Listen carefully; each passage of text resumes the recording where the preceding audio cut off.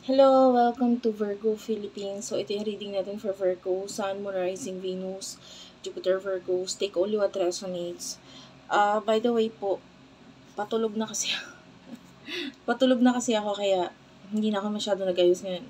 Nakatapos na ako maghilamos and mag-skincare kaya patawarin niyo na po ako kung hindi ako masyadong prepared. But anyway, ang importante makapagbigay tayo ng reading for today kaya pakinggan nyo na lang yung message. Kung gusto mo magpa-personal reading, virgophilippines@gmail.com and or sa aming Facebook page, i-search mo na lang Virgo Philippines.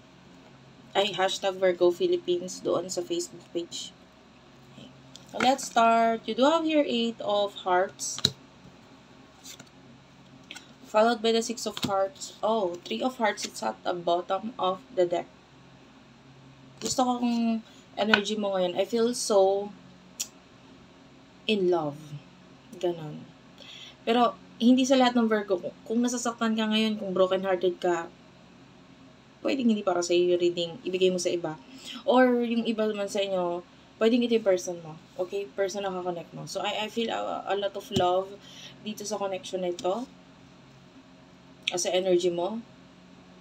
Tapos, may mga naiisip ka na sa future. Pwedeng itong person na kakonect mo is parang may plano or mga ideas ka na sa future ninyo and more like pangangarap pag just in case nakita kayo or nagkasama kayo ng person na to. Kasi with the 3 of Hearts, this is pagpapakita ng reunion or reconciliation or pagkikita. Ayan. And with the 8 of Hearts dito, parang thinking sa future na merong pagkikita or kumbaga, pag nangyari yung pagkikita sa atin sa future, may mga plano na ako. Parang ganun. Or, nag-i-imagine na ito person na to. Sino yung person na kakonect mo? Natatawa ako kasi yung energy niya is the 10 of Diamonds. Kung hindi ka nakarelate dun sa side mo kanina, kasi high chance na this is your side. Nakakaramdam ako ng iba sa inyo na you could be a cross-watcher or ito yung side mo talaga. Kasi ito, nagfo-focus sa pera to, itong side na to. And the 4 of Hearts, it's like parang hindi ka sure eh. Either hindi ka sure sa, side na nga pala to ng person mo. No? But, yung iba sa inyo, pwede kasing ito talaga, ang lakas talaga ng pakiramdam ko na ito yung side mo eh.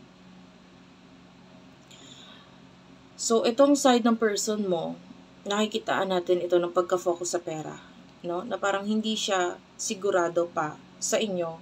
Or, there are times na with the 2 of Diamonds, in and out, or wishy-washy. Hindi mo maintindihan kung gusto ka, or kung sigurado na ba siya sa'yo, or what. Parang, alam mo yon yung parang, wait lang, isip muna ako. Tapos mamaya-maya makikita mo na naman, parang gusto na naman niya i-push yung connection. Tapos mamaya, wait lang, mag-isip muna ako. Mababago-bago ng isip or ng desisyon. And why? And some of you, your person is the Jack of Spades, so I can see immaturity pa sa person na to emotionally or may mga iniisip pa siya regarding maybe a child. Or siya itong mismong nagiging parang bata dito. Emotionally, hindi pa siya prepared. Emotion mo is the Queen of Hearts, Cancer, Scorpio, Pisces. 10 of Spades. 9 of Hearts. I feel like nasasaktan ka kasi maybe itong person na to meron siyang other options. Kasi, the 9 of Hearts, this is showing to me as other options nung person mo. Or kung wala siya yung other options, pwedeng ikaw ito, may iniisip ka pang isa. Pero, pwedeng iniisip, kung hindi ikaw itong may other options, yung person mo may other options, or nakakabahan ka or naaalangan ka kasi pwedeng itong person na to, meron pang, iniisip mo na baka meron pa siyang ibang kakonect, ganito, ganyan, and this is really breaking your heart. Wait lang guys. Okay, I'm back. Ano yung emotion ng taong ito para sa'yo? Sana mag-comment kayo dyan sa baba, ha? Totoo ako sa mga comment nyo. 3 of Spades is here. 8 of Spades. Yeah, you could be dealing with someone na high chance na may third party situation or your person is stuck sa third party situation or other connection. The 8 of Spades. This is a stuck energy. Tapos pwedeng may third party or another person. And if ever na ganon, pwedeng ito yung nagiging dahilan din para yung person ang maging wishy-washy, parang kung bakit parang hindi siya sigurado sa connection ninyo, ganito ganyan, nagpo-focus na lang muna siya sa finances kasi nga may other person na involved. And honestly, hindi ko masabi kung kaninong side. Okay? Pwedeng may iba pa siyang ka-connect. Wait lang, guys. Okay, I'm back. Gusto ko malaman anong gusto mangyari nito person na to.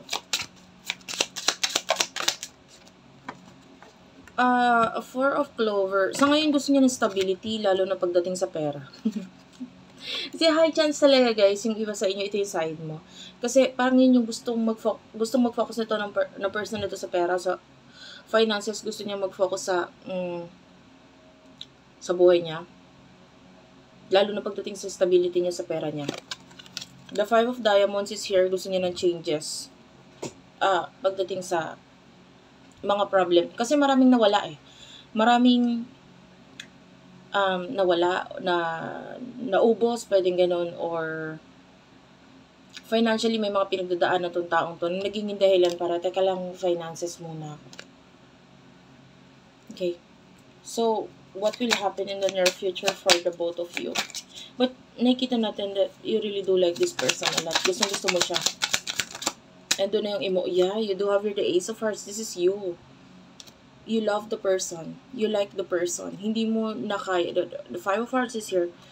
Sa side mo, puro hearts yung nakikita natin, which is, that is, emotion. A lot of emotion. And then, there's this tendency na masaktan ka dito sa person na ito. Why?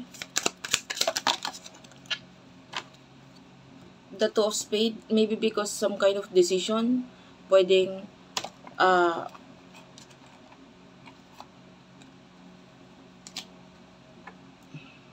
I want to clarify the 2 of Spades. What's the 2 of Spades? 2 of Spades. Jack of Hearts is here.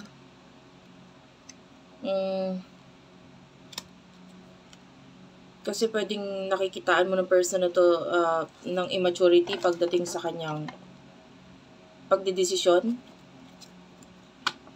Na parang nagiging dahilan para sa'yo para malungkot. No? Pwedeng gusto mong magdesisyon siya regarding sa connection ninyo, regarding the love, mga dapat niya tapusin or whatever, or ayusin.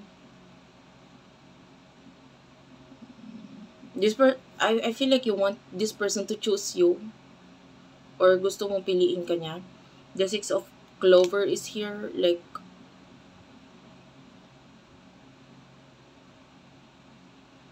a 6 of Clover is kind of like an energy of winning, di ba? So gusto mong manalo dito sa pusong ito, sa person na ito, gusto mong mapili ka niya. And you are really thinking about this. Meron tayong angel number 666. Tatlong 6 yung nagpakita. Yung angel number 666, it signifies balance. Like,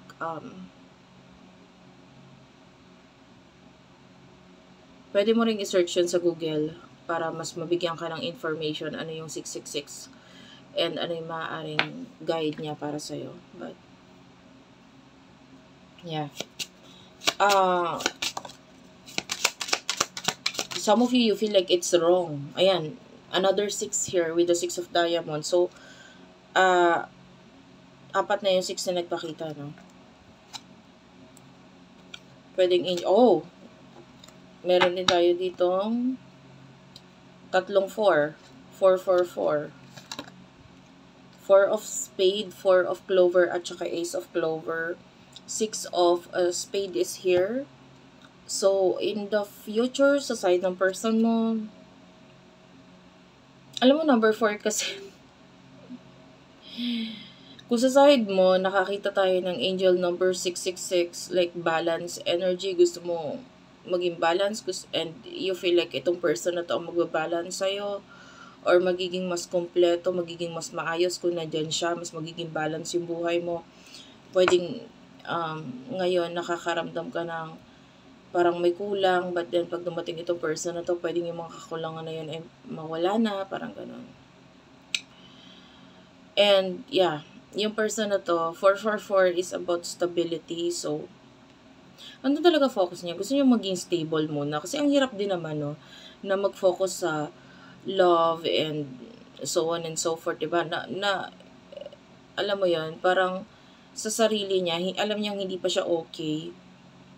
Tapos iisip pa siya ng isang person na or magiging dahilan ng, alam mo yon, parang kasi para sa person na to, hindi naman umiikot ang mundo sa love pa muna sa kanya ngayon. Like, hindi naman siya nagmamadali. So, yung person na to is taking actions na may kinalaman sa kanyang stability. Gusto niya maging stable muna. King of spade, this is a professional kind of person. Yung iba nga kasi sa inyo, ito yung side mo, yung kabila.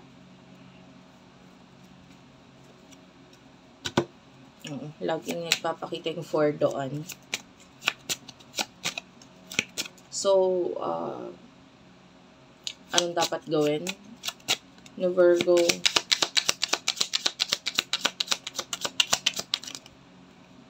Dapat gawin na Virgo. Okay. 7 of spade is here. What's with the 7 of spade? 9 of diamonds. 3 of clover. Bottom of the deck is the 4 of diamonds. Ayan, 4 na 4 na ito. Kung sa'yo nagpakita kanina 4 na 6, sa kanya 4 na 4.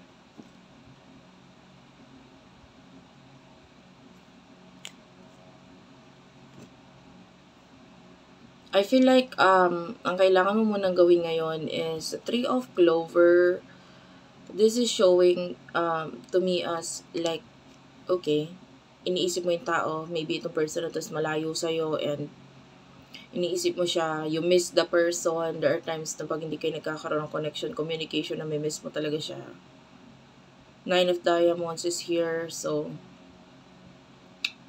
alam mo, ito yung nakikita ko, pero ibang card yung nagpapakita sa akin ngayon. And that specific tarot deck or tarot card ng na yon ay it's the 9 of Pentacles, by the way, and it's like I can see the image of the dog and a woman. So anong ibig sabihin, no? The dog is like a best friend, a friend dito sa person na to, or maybe if ever mabibigyan mo ng advice itong person to financially, do that, or yun nga, be a friend to this person. Kung hindi pa siya handa emotionally, hayaan mo muna siya pagdating sa kanyang financial, or you can give this person advice pagdating sa kanyang financial na ano magandang gawin sa kanyang finances. And the 7 of spade is here. I feel like, I mean, may mga bagay pa kasi or may mga tao pang dapat ayusin itong person to or i-cut off. And may mga bagay na hindi ikaw yung magkocontrol or magdidesisyon para sa kanya. So, let this person be. No? Hayaan mo muna siya. And you have to save money for of diamonds. Yun yung advice sa'yo. Save money. Mag-ipon ka muna. Like, for now, bakit? Kasi may growth para sa'yo with the 3 of diamonds pagdating sa future. But it feels like yung growth, kailangan siya ng pera. So, kailangan mag-ipon muna sa ngayon kasi maybe yung iba sa inyo, you will invest into something sooner or later. May investment, and kailangan, of course, kung mag-invest ka, meron kang pang invest. Tapos magli-lead naman siya or magiging dahilan naman siya para magkaroon ng pagle-level up yung finances mo in the near future, pero kailangan may ipon para para makapag-invest. So, yun yung advice sa'yo. Focus on your investment or your money. Save money. Ano? Yung person na ito, be there for him or for her. Pero yung mga decision niya sa buhay, hanggang advice ka lang muna sa ngayon. Okay? Thank you for watching. I love you all and bye-bye.